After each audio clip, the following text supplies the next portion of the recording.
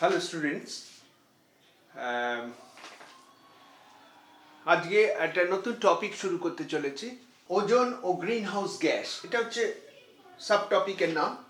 এটা আছে অধ্যায় 3.8। তোমাদের সিলেবাসে 3.8-এ ওজোন এবং গ্রিন হাউস গ্যাস আছে। অ্যাকচুয়ালি এটা দুটো পার্টে পড়ানো হয়। আজকে পড়াবো ওজোন, আর গ্রিন হাউস গ্যাসটা পার্ট 2 হিসাবে নেক্সট ডে ক্লাসে পড়াবো। তা কি কি হেডিং এ পড়াটা করব একটু দেখে নিই।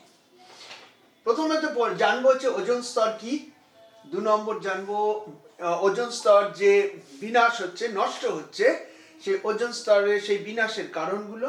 3 নম্বর জানবো যে ক্ষতিকারক প্রভাবগুলো, কি কি ক্ষতিকারক প্রভাব তৈরি হচ্ছে আমাদের বা পরিবেশের উপরে এই ওজোন স্তর যে বিচ্ছিন্ন হয়ে যাচ্ছে,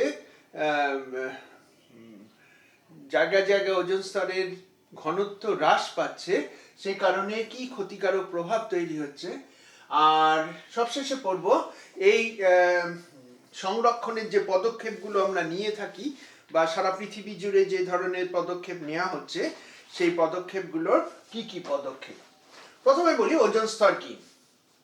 পৃথিবীর চারপাশে পৃথিবীর বায়ুমণ্ডল রয়েছে এবং পৃথিবীতে যে প্রাণ রয়েছে সেই প্রাণের অস্তিত্ব বজায় রাখার জন্য এবং প্রাণের বিকাশের জন্য আমাদের এই বায়ুমণ্ডল আমাদের মূল দায়িত্বটা পালন করে। যে কারণে সৌরজগতের আর কোনো গ্রহ নেই যেখানে বায়ুমণ্ডল আছে, আর বায়ুমণ্ডল আছে বলেই পৃথিবীতে প্রাণের সৃষ্টি হয়েছিল। তাহলে এই প্রাণকে ধরে রাখার পেছনে বায়ুমণ্ডলের একটা বিশেষ ভূমিকা রয়েছে। তোমরা প্রথম চ্যাপ্টারই পড়েছো যে বায়ুমণ্ডলের কি কি স্ফিয়ার আছে, আবরণ আছে। সেরকম একটা স্ফিয়ারের কথা যদি মনে করে দেখো, সেই স্ফিয়ারটার নাম হচ্ছে স্ট্র্যাটোস্ফিয়ার। সেটা পৃথিবীর ভূত্বক থেকে মোটামুটি 15 থেকে 30 কিলোমিটারের জুড়ে পৃথিবীর চারপাশ থেকে আবরণ বা একটা সুরক্ষার বলয় তৈরি করেছে আমাদের পৃথিবীর চারিপাশে। একে বলা স্ট্র্যাটোস্ফিয়ার। এই স্ট্র্যাটোস্ফিয়ারের উপাদান মূলত ওজোন গ্যাস। ওজোন গ্যাস সবচেয়ে বেশি ঘনত্বে এই 15 থেকে 30 কিলোমিটার অঞ্চল জুড়ে অবস্থান করে এবং এই ওজোন স্তরকে, এই অঞ্চলটাকে বলা হয় স্ট্র্যাটোস্ফিয়ার। একেই বলা হয়, অপর নাম হচ্ছে ওজোন স্তর। যদি বলে ওজোন স্তর কি, তাহলে বলতে হবে পৃথিবীর চারিপাশে বায়ুমণ্ডলের উপরে যে বলয় আকারে 15 থেকে 30 কিলোমিটার দূরত্বে ওজোন গ্যাস অবস্থান করছে, সেই আবরণকে বলা হয়, স্ট্র্যাটোস্ফিয়ারে যে ওজোন গ্যাস অবস্থান করছে তাকে বলা হয় ওজোন স্তর। এই ওজোন স্তরের জন্যই কিন্তু আমাদের একে বলা হয় প্রাকৃতিক সৌরপর্দা। কেন? প্রতিনিয়ত সূর্য থেকে আমাদের যে আলোক রশ্মি পৃথিবীতে বা বিকিরিত আলোক রশ্মি পৃথিবীতে এসে পৌঁছায়, তার মধ্যে আলোর অনেকগুলো উপাদান আছে।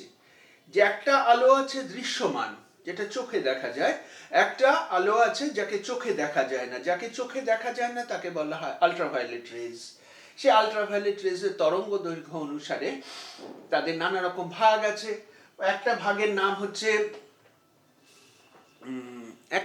নাম হচ্ছে ইউভিএ, আরেকটা ভাগের নাম হচ্ছে ইউভিবি, আরেকটা হচ্ছে ইউভিসি। 3 ধরনের আল্ট্রাভায়োলেট রে পৃথিবীর দিকে রওনা দেয় সূর্য থেকে। এই আল্ট্রাভায়োলেট রশ্মিগুলো কিন্তু পৃথিবীর প্রাণের জগতের এবং পৃথিবীর জন্য খুব একটা উপকারী নয়। আল্ট্রাভায়োলেট গুলো তার অধিকাংশই জীবজগৎ বা জীবের যে জীবন্ত কোষ আছে তাতে ক্ষতি সৃষ্টি করে। কিন্তু পৃথিবীর চারপাশে আমাদের সৌভাগ্যবশত যে স্ট্র্যাটোস্ফিয়ার বা ওজোন আছে, ওজোন স্তর আছে, সেই ওজোন স্তরে এই দুটো আল্ট্রাভায়োলেট সি আর আল্ট্রাভায়োলেট বি প্রতিফলিত হয় বা শোষিত হয়ে যায়। ফলে সবচেয়ে বেশি ক্ষতিকারক যে দুটো আল্ট্রাভায়োলেট রশ্মি ইউভিবি আর ইউভিসি, এরা পৃথিবী এসে পৌঁছায় না। একমাত্র পৃথিবীতে কারা আসতে পারে? স্বল্প মাত্রায় ইউভিএ, এবং সেটা আমাদের কাছে কিছুটা আশীর্বাদ স্বরূপ। তাহলে এই না আসাটা কে প্রতিরোধ করে? না আসাটা প্রতিরোধ করে মূলত এই ওজোন স্তর। ওজোন স্তর এই আশা থেকে বাধা দেবে, এবং বাধা দেওয়ার জন্য একে বলা হয়, ওজোন স্তরকে বলা হয় প্রাকৃতিক সৌরপর্দা। তাহলে একটা প্রশ্নের উত্তর দিলাম যে সৌরপর্দা কেন বলা হয়, প্রাকৃতিক সৌরপর্দা কেন বলা হয় ওজোন স্তরকে, তার কারণ হচ্ছে এরা ক্ষতিকারক ইউভিবি এবং ইউভিসি রশ্মিকে পৃথিবীতে আসতে বাধা দেবে, সেই জন্য এদেরকে বলা হয় প্রাকৃতিক সৌরপর্দা। তাহলে ওজোনটা কি? ওজোন হচ্ছে অক্সিজেনের একটা আইসোটোপ। অক্সিজেন বলতে কি বোঝায়? O2, হ্যাঁ, তার সাথে আরেকটা অক্সিজেন পরমাণু যুক্ত হয়ে O3 আকারে অবস্থান করে। এই যৌগটা কিন্তু পৃথিবীতে খুব একটা পাওয়া যায় না। তাহলে এই যৌগ কিভাবে তৈরি হয়? একটা অস্থায়ী যৌগ। এই অস্থায়ী যৌগ কিভাবে তৈরি হতে থাকে? প্রতিনিয়ত এই স্ট্র্যাটোস্ফিয়ারের মধ্যে অক্সিজেন ওজনে পরিণত হয়, আবার ওজনটা অক্সিজেনে ভেঙে যায়। এই প্রক্রিয়া, উভমুখী প্রক্রিয়া প্রতিনিয়ত চলতে থাকে। তার ফলে কি দাঁড়াচ্ছে? এই স্ট্র্যাটোস্ফিয়ারে কোনোদিন ওজনের অভাব হবে না। তাহলে ওজনের উৎসটা বুঝে গেলাম। ওজনের উৎস অক্সিজেন, আবার সেই অক্সিজেনে ভেঙে যাচ্ছে তারা, আবার তারা ওজোন তৈরি করছে। তাহলে এই উভমুখী প্রক্রিয়া সব সময় হতে থাকে এবং এর জন্য দায়ী কে? ইউভি রশ্মিগুলো। এই ইউভি রশ্মিগুলো আসে বলে এই ক্রমাগত ওজোন স্তর ভেঙে যায়, ওজনে পরিণত হয়, আবার ওজনটা অক্সিজেনে পরিণত হয়, আবার অক্সিজেন পরমাণু একটা যুক্ত হয়ে অণুর সাথে আবার ওজনে পরিণত হয়। এবং তার ফলে কি হয়? সূর্যের যে ক্ষতিকারক ইউভি রশ্মি তারা কিন্তু এই স্ট্র্যাটোস্ফিয়ারের চারপাশে আটকে যায়। তাহলে দুটো জিনিস দেখলাম, ওজোন স্তর কি বলতে পারলাম, ওজোন স্তরের মূল উপাদান তাও বলতে পারলাম। এরা কোন স্তরে থাকে? স্ট্র্যাটোস্ফিয়ারে। তার দূরত্ব 15 থেকে 30 কিলোমিটার। পরিষ্কার। এবার আসি নেক্সট পয়েন্ট, বিনাশের কারণ। কি কি কারণে এই ওজোন স্তর ধ্বংস হচ্ছে? এই ওজোন স্তর ধ্বংস হওয়ার ব্যাপারটা প্রথম চোখে পড়ে পৃথিবীর যে চারপাশে যে স্যাটেলাইট গুলো ঘুরছে, তারা যখন পৃথিবীর নানা রকম ছবি তুলছে, ছবি তুলতে গিয়ে দেখা গেল একসময় যে ওজোন স্তরের ছবি তোলা হলো, তুলতে গিয়ে দেখা গেল যে পৃথিবীর এই যে মেরু অঞ্চল, দক্ষিণ মেরু এবং উত্তর মেরুর উপরে ওজোন স্তর ভীষণভাবে হ্রাস পেয়েছে। তার মানে ছিদ্র তৈরি হয়েছে। এই ওজোন স্তর ছিদ্র হলে তাহলে অসুবিধাটা কোথায়?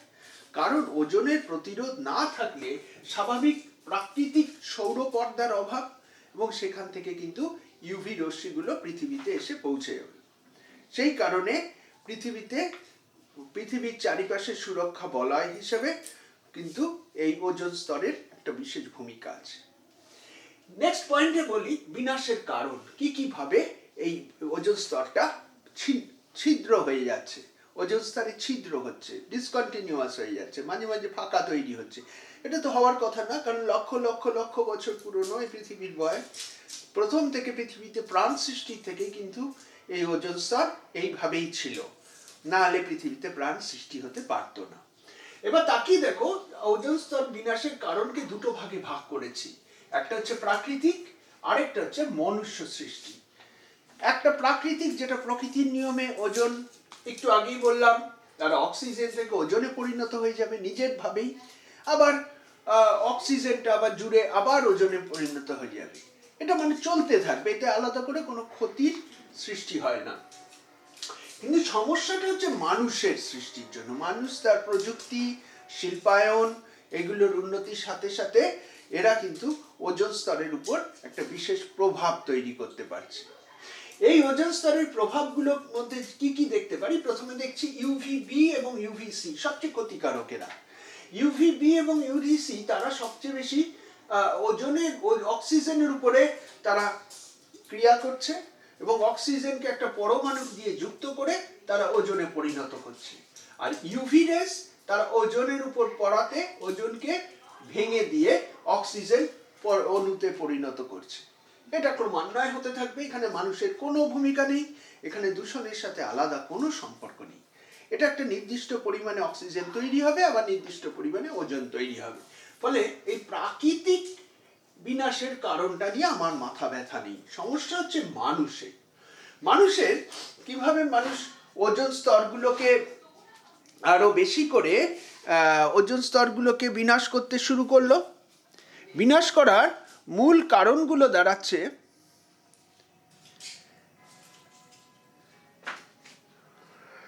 বিনাশ করার যে মূল কারণগুলো, সেই মূল কারণগুলোর মধ্যে কি কি আসছে?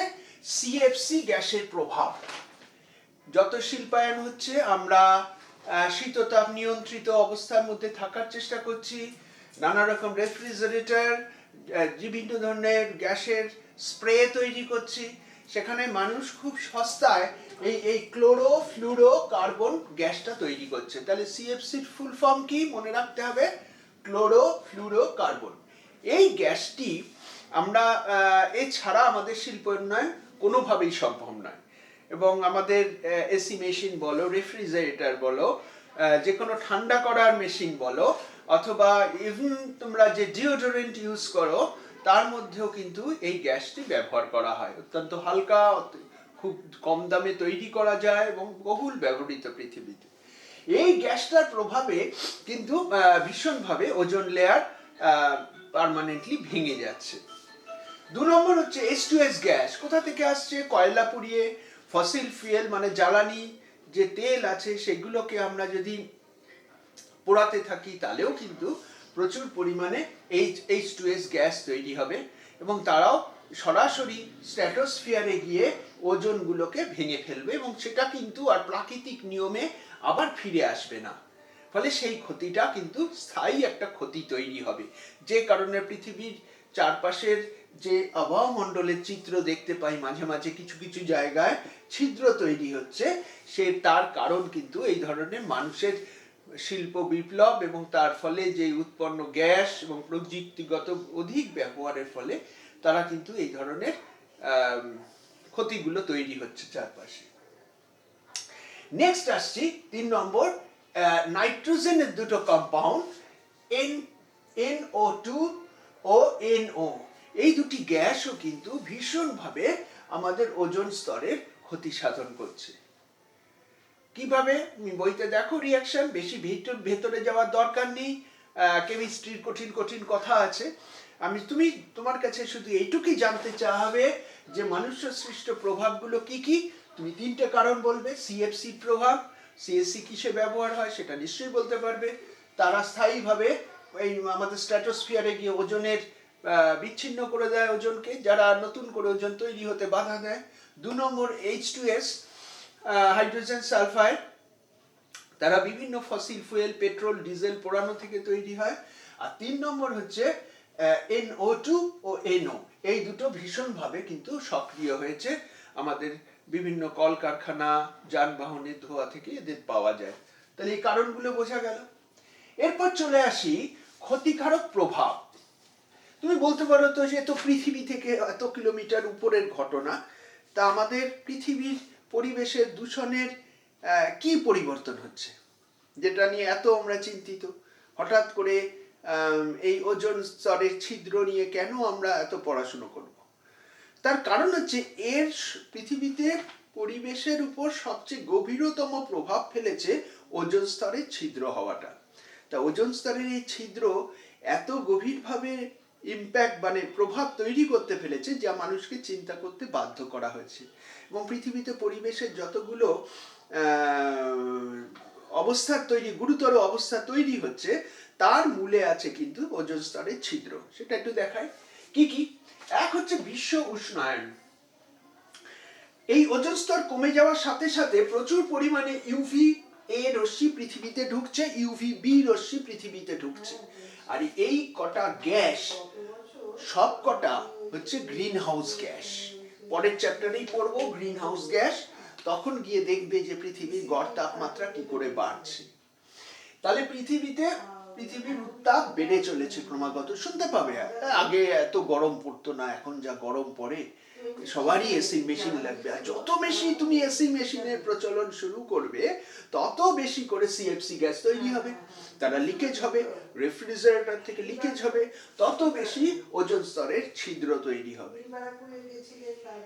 নাম্বার 2, অ্যাসিড বৃষ্টি।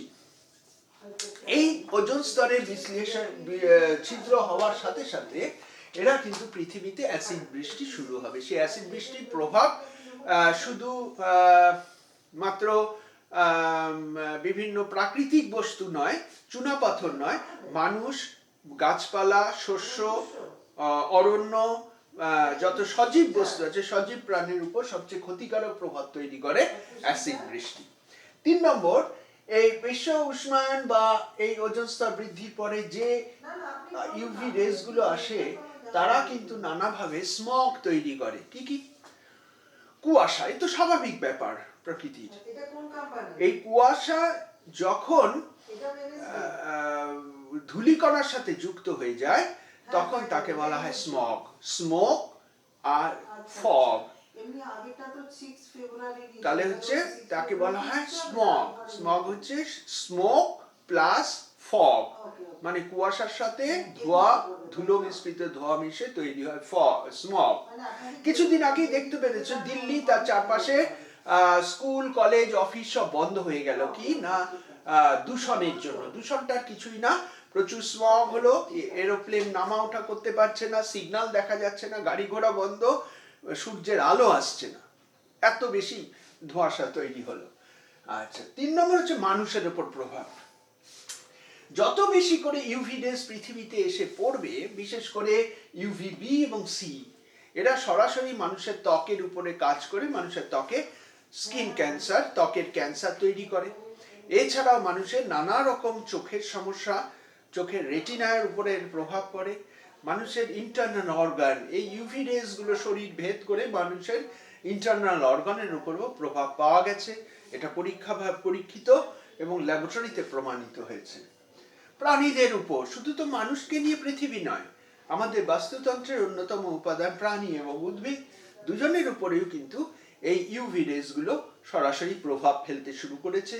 এবং বিভিন্ন অবজারভেশনে দেখা যাচ্ছে কোথাও কোথাও যে ট্রপিক্যাল রেন ফরেস্ট, পৃথিবীর মূল অক্সিজেনের চাহিদা যারা মেটায়, সেই বর্ষা বন বা ট্রপিক্যাল রেন ফরেস্ট কিন্তু আগের মতন ঘনত্বে নেই। প্রচুর ট্রপিক্যাল রেন ফরেস্টের গাছ হারিয়ে যাচ্ছে, কারণ নিরক্ষীয় অঞ্চলে এই ধরনের